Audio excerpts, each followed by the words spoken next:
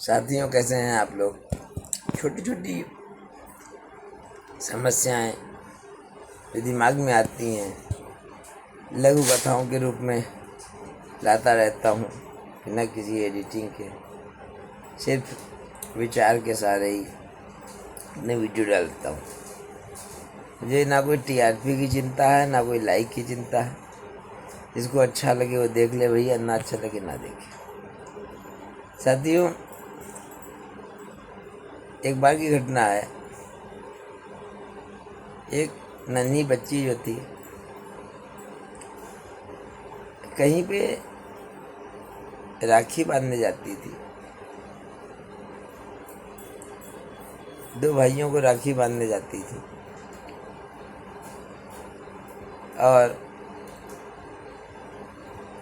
नन्ही बच्ची के पिता को जहाँ वो राखी बांधने जाती थी, उन बच्चों की माँ राखी बांधने आती थी। मतलब दोनों घर में अच्छे संबंध थे रक्षाबंधन के, जो त्योहारों का उद्देश्य होता है कि आपसी सौहार्द, भाईचारा को बढ़ाने का। खैर, बात कोई नहीं थी। 30, 40, 50 साल इससे चलते क्या रहे। उस बेटी का पिता चलाता रहा रिश्तों को, क्योंकि वो लेडी को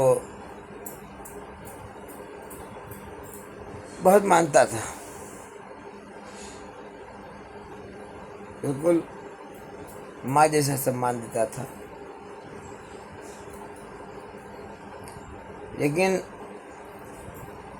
जो महिला थी, उनके मन में वो निश्चल भावना, प्रेम ना था जो रिश्तों को चलाने के लिए, संबंधों को चलाने के लिए होना चाहिए। हमेशा छोटी छोटी बातें किया करती थी, छोटी छोटी राजनीति चला करती थी। खैर, वो लड़का अपने वीडियो बनाया करता था मन की अभिव्यक्ति के लिए, काल्पनिक नामों से, जैसे वीडियो का उद्देश्य होता है। जब वो किसी बात पे वीडियो बनाता काल्पनिक नामों से, तो उनको ये समझ में आता कि ये मेरे ही ऊपर बनाया गया।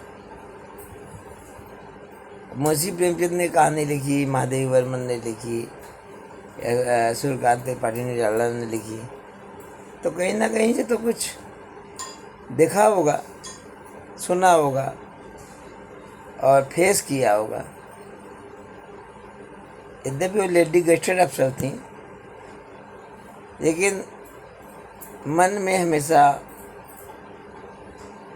वो भावना, जो एक समझ चाहिए, वो नहीं थी। अपने में ही उलझी रहती थी। लालच की भी काफ़ी कुछ भावनाएं थी। लालच, कुटिलता, द्वेष, दूसरे की जो है कमियों को निकालते रहना, ये बातें जो होती हैं स्वयं को सबसे ज़्यादा कष्ट पहुंचाती हैं। हम सोचते हैं कि हम दूसरे को जो है नीचा दिखाकर हम ऊंचे उठ जाएंगे। ऐसा नहीं है होता कभी। साथियों, तो मैं बात कर रहा था, बात वीडियोस की थी। 50 साल के रिश्ते थे और लेडी ने क्या किया, वीडियो आए तो उन्होंने विरोध स्वरूप रक्षाबंधन का त्यौहार बंद कर दिया। अब बात समझिए कि गेस्टेड अफसर थी, रिटायर हो चुकी थी, बात चल रही थी वीडियोस पर, और वीडियो में ऐसा अब आदमी अपनी पीड़ा के लिए कोई साइकेट्रिस्ट के पास जाता है, कोई कहीं जाता है, और काल्पनिक नाम से कोई वीडियो कोई भी बना सकता है, इसमें कोई दावा नहीं होता है। लेकिन इतनी समझ होनी चाहिए, वो स्वयं नहीं, अपनी बहनों को भी उस मुहिम में लगा दिया कि मेरे ही वीडियो बन रहे हैं। खैर,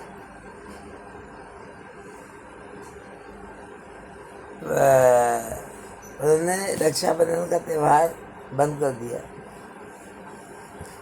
तो मैं बात कर रहा था, भाई बहन का रिश्ता होता है, तो भाई की बेटी उनके बच्चों को बांधने जाती थी। एक दिन अपने पापा से बोली कि मतलब बच्चों की भावना देखिए, बच्चों को कोई सिखाता नहीं। जनरली हम लोग सोचते हैं कि बच्चों को कोई सिखाता, ऐसा नहीं। बच्चे सब संवेदनशील होते हैं, जो देखते हैं हमसे वही सीखते हैं। और उसके बाद हम लोग कहते हैं कि इसने सिखाया होगा, उसने सिखाया होगा, ऐसा कभी नहीं होता। बच्ची ने एक दिन अपने पापा से कहा कि क्योंकि बुआ कहती थी भाई बहन के रिश्ते में, कहा कि पापा इस बार मैं बुआ के यहाँ राखी बांधने नहीं जाऊँगी। पापा ने पूछा क्यों नहीं जाओगी? क्योंकि छोटे भाई जरूर था, लेकिन जो है ने हमेशा रिश्तों को बचाने की कोशिश की और छोटी छोटी बातों को काफ़ी कोशिश की, और आए दिन उसकी इंसल्ट किया करती थी, और बिल्कुल जैसे गुलाम नहीं होता है उस तरह जो है व्यवहार करती थी। तो रिश्ते टूटते कैसे हैं? तो वीडियो की बात थी और यहाँ हो गई। तो जब बच्ची ने कहा वहाँ राखी बांधने नहीं जाओगी, उसके पापा ने पूछा क्यों नहीं जाओगी? उसने कहा कि क्योंकि बुआ आपको राखी बांधने नहीं आई। मतलब एक 10 साल की बच्ची, उसे किसी ने कुछ नहीं कहा, और बड़ा बच्ची को भी उन्होंने बहुत प्यार करती थी, उनके बच्चे बहुत प्यार करते थे, बहुत सम्मान दिया था, और देना भी चाहिए समाज में बच्चों को। लेकिन हम ये नहीं सोच पाते कि अगर हम ऐसा करेंगे तो बच्चों पर प्रतिक्रिया क्या होगी। तो जब बच्ची ने कहा कि मैं नहीं जाऊंगी क्योंकि बुआ नहीं आई थी, अब क्योंकि उसका पिता हमेशा ही संबंधों को बनाने में आगे रहता था। इवन ब्लाइंड बच्चियों से राखी बंधवाने जाता था, ब्लाइंड बच्चियों से, और समाज सेवा में भी कुछ ना कुछ करता रहता था। यही उसकी पूजा थी। उसके पिता ने कहा ना, अगर कोई गलत कह रहा है, बड़ा गलत कर रहा है कोई, तो बच्चे को गलत नहीं करना चाहिए। उसके पिता ने उससे पूछा तुम राखी बांधने गई थी, तुम्हारे भाइयों ने बंधवाया था ना? तो अगर भाई तुम्हारी राखी तुमसे बंधवा रहे हैं तो तुम्हें जीवन भर जाना है, जब तक भाई तुम्हारे मना ना कर दे। ये त्यौहार जो है इसलिए नहीं होते कि बदले की राजनीति की जाए, बदले का व्यवहार किया जाए, कटुता की जाए, विष घोला जाए संबंधों में। तो भाई छोटा था, लेकिन उसने बेटी से कहा तुम्हें जीवन भर उस चीज़ को कॉपी नहीं करनी है जो गलत हो, किसी से बदले की बात नहीं करनी है। और छोटे भाई ने जीवन भर अपनी बेटी को एक पाठ पढ़ा दिया कि तुम्हें करना है। हम लोग बड़े होते हैं। महाभारत में देखिए, भले ही आपस में लड़ाई थी कौरवों पांडवों में, लेकिन दुर्योधन अगर कुंती के पास जाता था तो पैर छूता था, वैसे ही सम्मान होता था। और अर्जुन भी क्या कहते हैं कि गांधारी के पास जाते थे। सीखने वाली चीज़ें हैं। राम जो है, भले ही कैकेयी ने राम को वनवास दिया, लेकिन राम ने उनको भी भला बुरा नहीं कहा। समाज में हमारे संबंधों में कटुता की भावना बढ़ती जा रही है, लालच की भावना बढ़ती जा रही है। पहले तो यही रहता था कि ये त्यौहार थे, ये कई त्याग समर्पण पर आधारित थे, लेकिन आज हो सकता है कि किसी लेडी के मन में लालच हो जाए तो कहिए अपने भाई को ही घर में ना रहने दे कि हमें संपत्ति नहीं मिलेगी। संपत्ति के अधिकार ने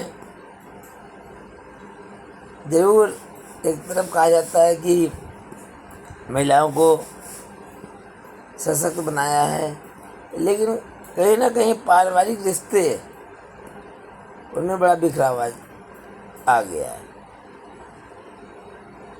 संपत्ति का जो उद्देश्य है वो बहुत विकृत स्वरूप हो गया। लोगों के घरों में सुख चैन खत्म हो गया। पिता बड़ा होता है तो भले ही कोई भी बहन भाई कितना धनाढ़ क्यों ना हो, ये कभी नहीं सोचता कि कौन कमज़ोर है उसकी मदद की जाए। लेकिन जितना पैसे वाला होता है उसके अंदर उतना ही लालच घुसा रहता है, लेने की होड़ उतनी ही रहती है। कलयुग इसी को कहते हैं।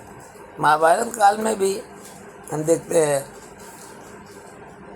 वही जब श्री कृष्ण गए थे दुर्योधन के पास कि तुम 5 गांव दे दो, दुर्योधन ने कहा कि मैं सुई की नोक के बराबर भी जमीन नहीं दूंगा।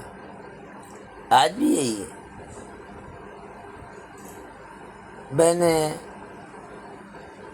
और भाई, पूरा परिवार नौकरी करता है और अच्छा अर्निंग होती है, लेकिन ये कभी सोच नहीं बन पाती, दूसरे की पीड़ा नहीं देख पाती। सबको अपना चाहिए। मैं सोचता हूँ अहमदाबाद विमान हादसे के बारे में, उन डॉक्टरों के बारे में जो कैंटीन में खाना खाने जा रहे थे और प्लेन आकर उस बिल्डिंग में घुस गया। सब डॉक्टर जो खाना खाने जा रहे थे उनकी मौत हो गई। अभी लखनऊ में हमारे जानने में, क्योंकि मैं पहले बेरोज़गारी में ट्यूशन भी पढ़ाता था, तो एक परिवार में लोग गए थे खाटू श्याम की यात्रा करने। 5 लोग उस हादसे में एक साथ चले गए। मैं स्वयं गया था